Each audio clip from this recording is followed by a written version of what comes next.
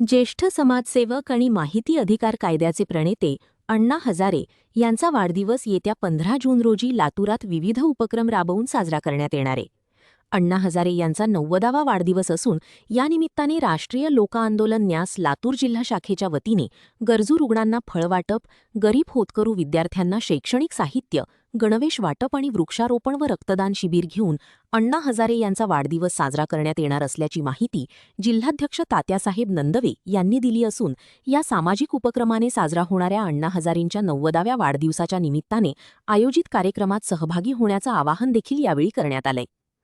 पद्मभूषण माननीय अण्णासाहेब हजारे प्रणीत राष्ट्रीय लोक आंदोलन न्यास लातूर जिल्ह्याच्या वतीने माननीय अण्णासाहेब हजारे यांचा 90वा वाढदिवस 15 जून 2026 रोजी जिल्हा शाखेच्या वतीनं हा वाढदिवस साजरा करण्यात येत आहे.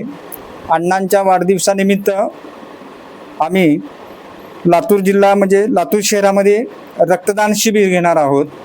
यामध्ये सामाजिक कार्यकर्ते, महाविद्यालयातील युवक युवती यांनी जास्तीत जास्त सहभाग घ्यावा असंही त्यांना आवाहन केलेलं आहे. त्यानंतर दुसरा प्रोग्राम असेल आमचा सिव्हिल सर्जन म्हणजे शासकीय दवाखाना लातूर या ठिकाणी जे